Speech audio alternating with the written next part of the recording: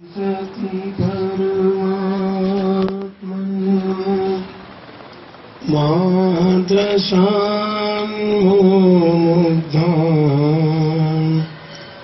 कथमतनुवशत्वां बुद्धकेशानिरेयम् सुगतमकदरं वागधीशं शिवं वा जितभवमभिवन्दे भासुरं श्रीजिनं वा।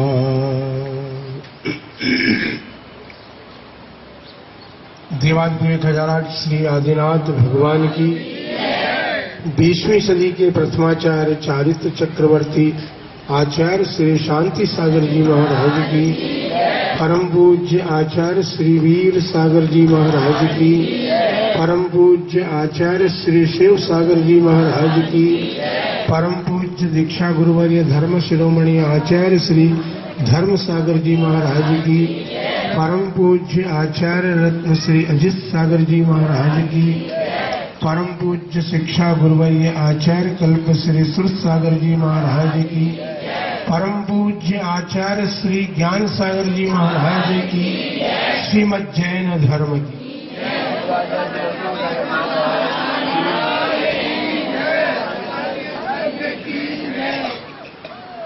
धर्मानुरागी महानुभाव, आज का यह परम पावन दिन एक महान आत्मा के स्मरण का दिवस है। हम स्मृति दिवस कहते हैं, पुण्यतिथि दिवस कहते हैं, समाधि दिवस। उनकी समाधि यहीं पर भी है। इस बीच का जीवन उनका जो है वो प्रेरणादायी जीवन है। प्राचीन काल में ये व्यवस्थाएं थी कि व्यक्ति अपने परिजनों की ओर देखता था। राणौली में जन्म लिया। चतुर्भुज जी उनके पिता थे और भृत देवी उनकी माता थी। 13-14 वर्ष की उम्र में अपने बड़े भाई के साथ उन्हें गया जाना पड़ा। इसलिए कहा कि आजीविका की समस्याएं उस समय में बहुत थी और वहां जाकर के उन्होंने एक जैन परिवार में जाकर के दुकान पर नौकरी की। लेकिन बचपन तो बचपन होता है। बचपन किसी की सेवा करने का नहीं होता। बचपन तो विद्या अध्ययन करने का समय होता है। प्रारंभिक शिक्षा राणौली में लेने के बाद भी वहां गए थे, लेकिन मन तड़फड़ा रहा था ज्ञान प्राप्त करने के लिए। बहुत बार बड़े भाई से और जहां वे नौकरी करते थे उस सेठ से भी उन्होंने अनेक बार कहा कि भाई मेरे से ये काम नहीं होगा, मैं तो विद्याध्ययन करने की मेरी उम्र है, मैं विद्याध्ययन करना चाहता हूं। तो 15 वर्ष की उम्र में वे बनारस चले गए। अपन सभी जानते हैं कि उस समय का काल जो है बड़ा विपरीत काल था। जैन विद्यार्थियों को पढ़ाने के लिए कोई तैयार नहीं होता था।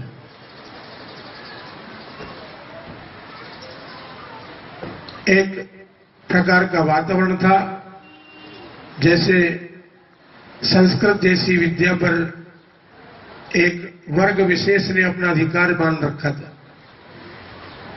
और कभी कोई दूसरे वर्ग का व्यक्ति आकर के उसका अध्ययन करना चाहता तो पढ़ाने के लिए तैयार नहीं होते थे।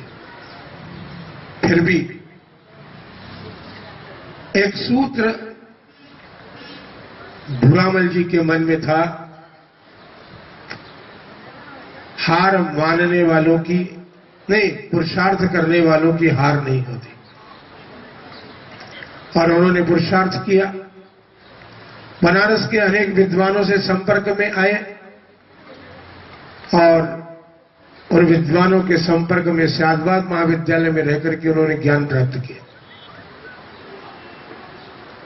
ज्ञान भी कोई सामान्य ज्ञान नहीं था। यदि उनके द्वारा रचे गए महाकाव्यों की तुलना कालिदास के काव्यों से विद्वानों ने की है, तो इसी से अपन अंदाज लगा सकते हैं कि उनका ज्ञान कितना बड़ा था। बंधुओं, पंडित भूरामल जी ने उस विद्याध्ययन और साहित्य काव्य की रचनाओं में अपनी उम्र के 60 वर्ष के लगभग बिता दी और जैन संस्कृति के लिए उनका जो साहित्यिक अवदान है वो अपने आप में बहुत बड़ा महत्वपूर्ण अवदान है। पंडित भूरामल जी ने महाकाव्यों की रचना की। सुदर्शनोदय, वीरोदय, जयोदय और भी अनेक शास्त्र उनके हैं। मानव धर्म आदि, जिस पर कि मानव जीवन कैसा जिया जाता है, बड़ा अच्छा विश्लेषण उसमें उन्होंने किया है। ऐसे समाज उत्थान के कार्यों में वे लगे रहे। बड़ा खेद होता है और बड़े खेद के साथ हम ये कहना चाहते हैं कि जैन समाज सोया हुआ समाज था उस समय। अपना इतिहास सुरक्षित नहीं कर पाए। ज्ञान सागर जी महाराज ने सीधे मुनि दीक्षा नहीं प्राप्त की थी, उसके पहले क्षुल्लक भी बने थे, लेकिन आज तक वो इतिहास पता नहीं है कि उन्होंने कहां, कब और किन से क्षुल्लक दीक्षा प्राप्त की थी।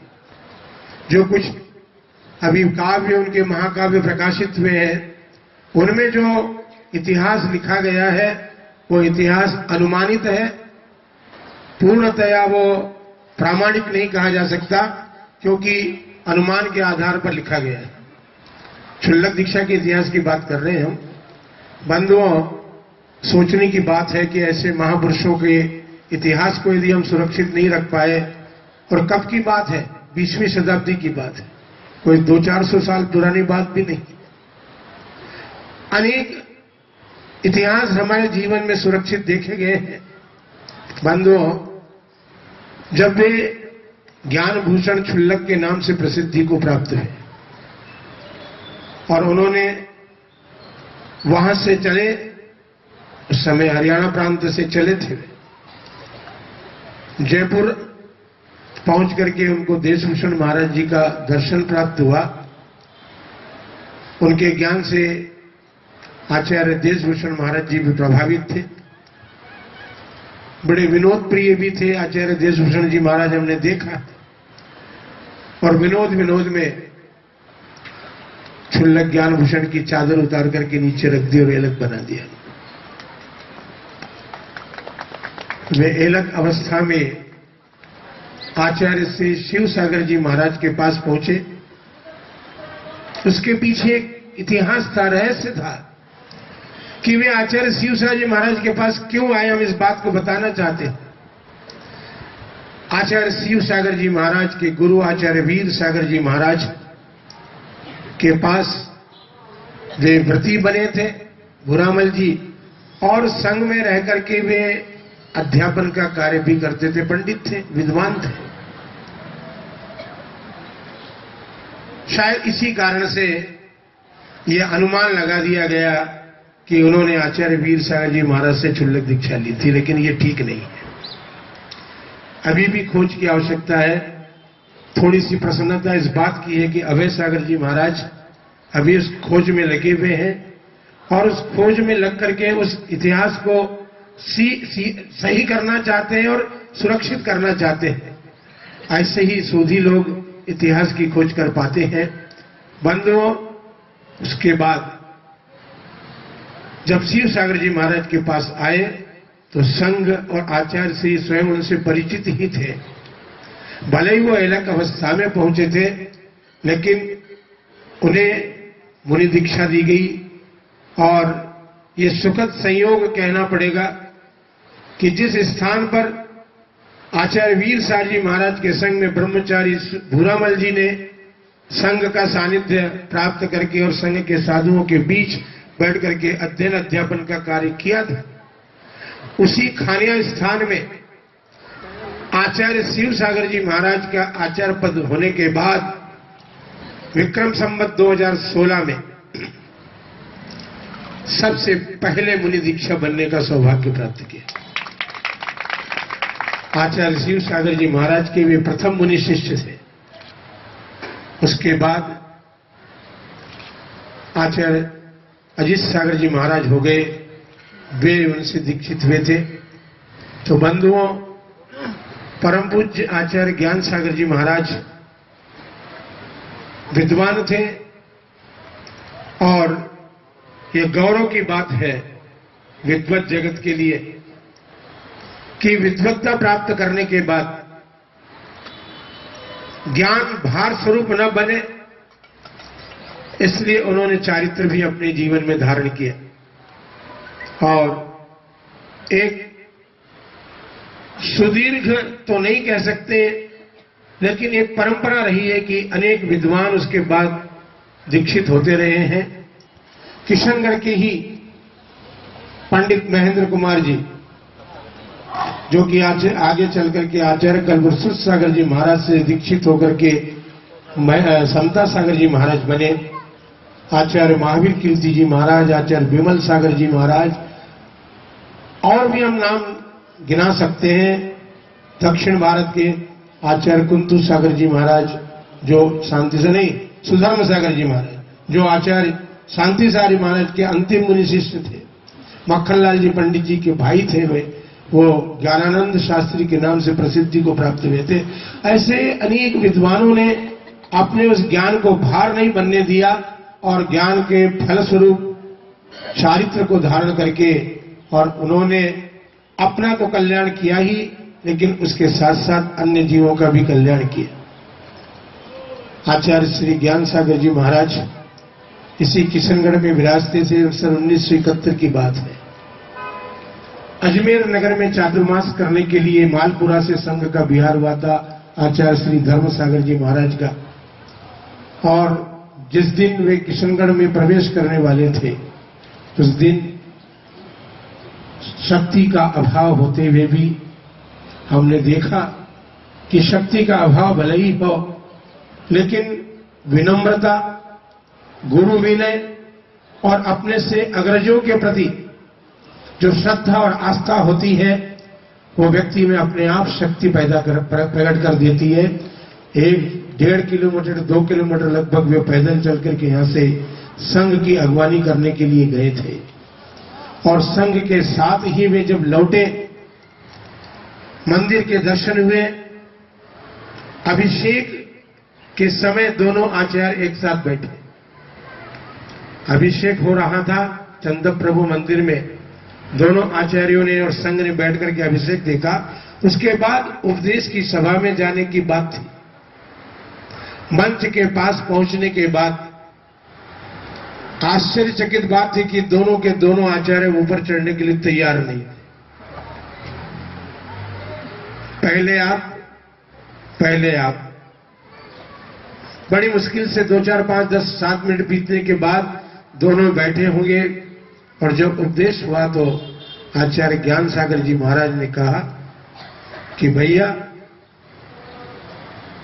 जिन शासन में अकेले कोरे ज्ञान की कोई महत्ता नहीं है, यदि धर्म नहीं हो तो ज्ञान क्या करेगा। और जब आचार्य श्री धर्म सागर जी महाराज ने कहा तो भैया, धर्म भी अकेला काम नहीं आता ज्ञान के बिना। और आप बताइए कि कैसी लघुताएं एक दूसरे के प्रति थी। अपने जीवन में हमने इन दृश्यों को जब आंखों से देखा तो लगता है कि उन महापुरुषों का सानिध्य अवश्य प्राप्त जिन लोगों ने किया, उनके जीवन में कुछ गुण उनके आए हैं, इसमें कोई दो राय नहीं है। आचार्य ज्ञान सागर जी महाराज ने, उनके साथ सलमती सागर जी महाराज, सुख सागर जी महाराज चुल्लक अलग थे, एक आध चुल्लक और थे। कितना छोटा सा संघ था। और जब विद्याधर जी आए तो कभी कभी ऐसा भी होता है, प्यासा कुएं के पास आता है, या ये होता है कि प्यासा भी कुआं भी प्यासे की प्रतीक्षा करता है। दोनों बातें एक साथ मिल गई। प्यासा कुएं की खोज में था और कुआं किसी प्यासे को खोज रहा था। जब प्यासे को कुएं को प्यासा मिल गया और प्यासे को कुआं मिल गया, तो दोनों की जोड़ी जब मिली तो जो कुछ उनके भीतर था वो सब कुछ उन्होंने देने का पुरुषार्थ किया। और देने वाले ने देने का पुरुषार्थ किया, वो ऐसा ही नहीं है, लेने वाले ने भी पूरा पुरुषार्थ करके प्राप्त किया। बंधुओं, एक ही आज्ञा मांगी उन्होंने गुरुदेव। जब समाधि के समय की बात हो हमें मालूम नहीं, लेकिन हमें इतनी बात जरूर मालूम है कि उन्होंने पूछा आचार्य श्री से कि मुझे आगे क्या करना है। तो दो बातें सूत्र रूप में कही, कभी किसी को वचन मत देना, प्रवचन बलि देना, पहली बात। और दूसरी बात, यदि धर्म की प्रभावना करना चाहते हो तो बुंदेलखंड प्रांत चले जाना। ये दो बातें उन्होंने अपने जीवन में गुरु की निधि मान करके, ज्ञान तो दिया सो दिया, लेकिन इन दो बातों को उन्होंने अब तक अपनी गांठ में बांध करके रखा आचार्य विद्यासागर जी महाराज ने। वो कभी किसी को वचन देते नहीं है। 10 वर्ष हो गए हमारे अशोक जी को, नारेली की प्रतिष्ठा करानी है, नारेली की प्रतिष्ठा करानी है, लेकिन आज तक उनके मुख से एक शब्द भी ऐसा नहीं निकला जिससे कि अशोक जी ये प्रसन्नता का अनुभव करें कि चलो ठीक हो गई, मेरी बात स्वीकार हो गई। दूसरी बात,